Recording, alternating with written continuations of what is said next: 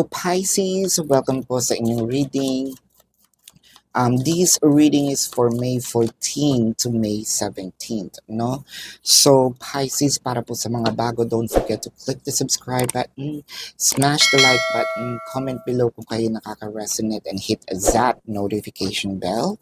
At kung gusto nyo po ng dalawang reading po sa akin, meron po tayo kabilang channel, that is Babaylan TV. No? Yun po ang ating unang channel catered for our international audience. Ayan.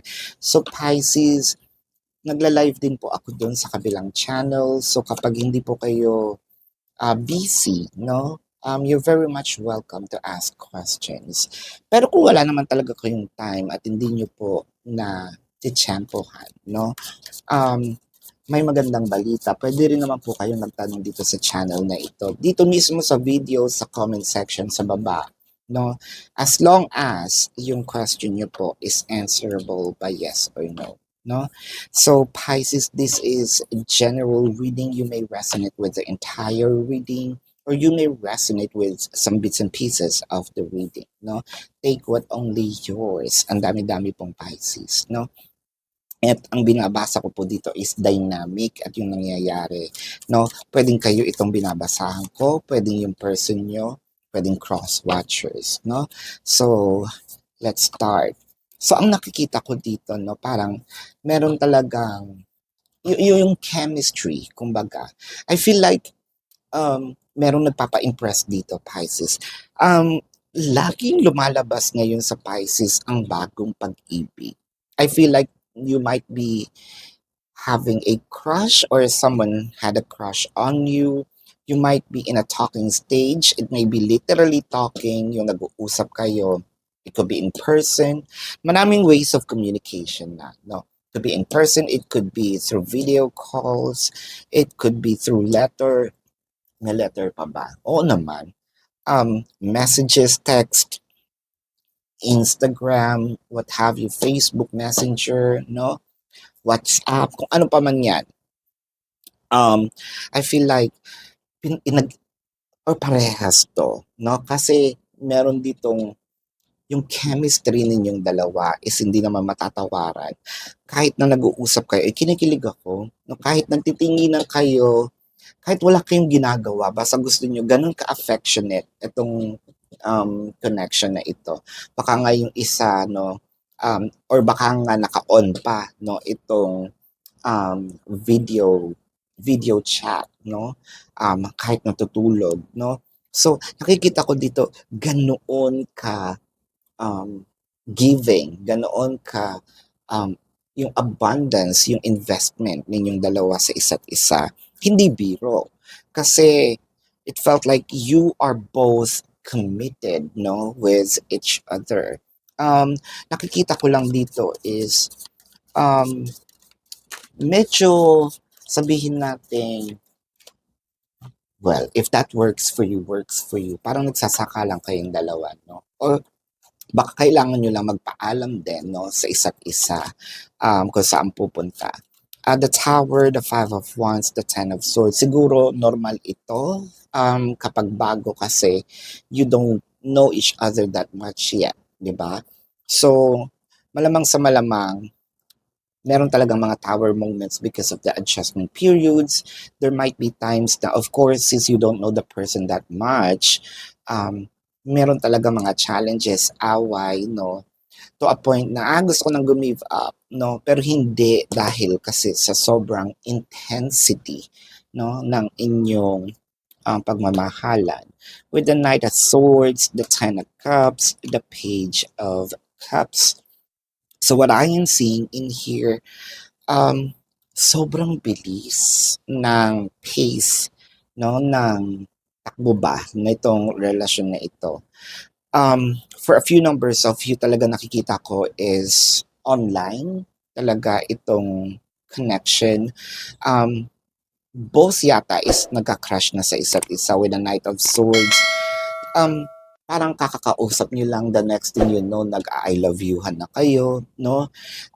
Meron ditong somewhat, let's say sabihin nating addiction sa isa't isa. Hindi pwedeng hindi sa isang araw hindi kayo nag-usap, nagkikita, no?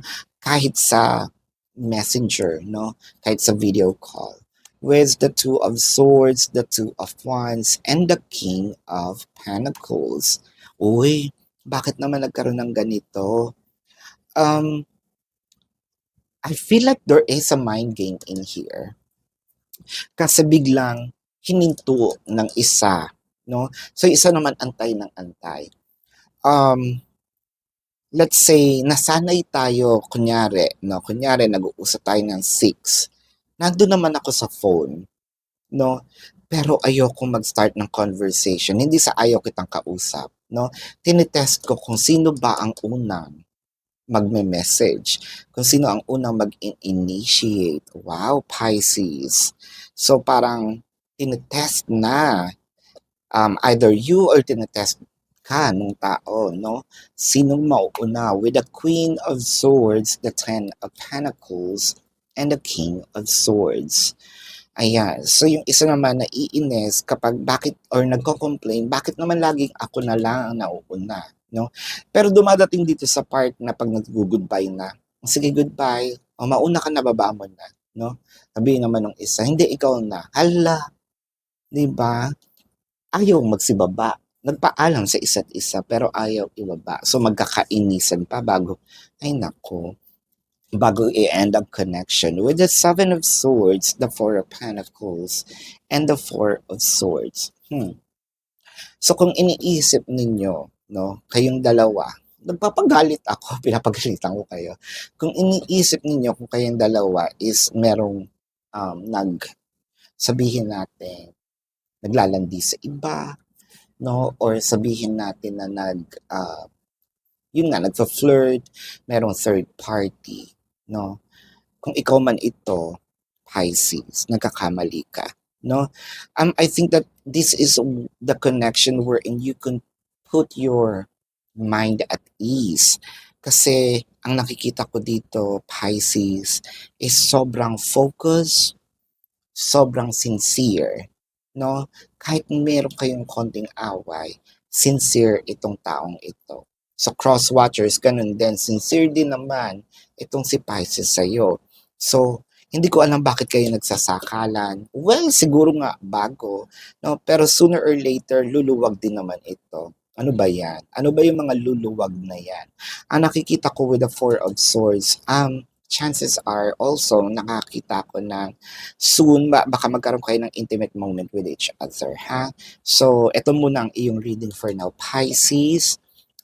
Tingnan natin ang zodiac sign, no, ng taong mahal mo. It could be their sun sign or meron silang ganitong sign sa placement nila, no? What I am seeing in here is Taurus, Sagittarius, nasabi ko yung Taurus, right? Pisces, baka kapwa Pisces din ito. Leo, no? Yan. Yan ang iyong reading for now. So again, para sa mga bago, don't forget to click the subscribe button, smash the like button, comment below kung kayo nakaka-resonate or hit that notification bell para po doon sa mga gustong sumali sa ating live sessions, dun po yun sa kabilang channel. Ayan. Kung meron po kayong mga tanong, dito po yun, no? Pisces, sa comment section po sa baba as long as the question is answerable by yes or no. So, love and light. Namaste. See you po sa susunod na reading. Goodbye.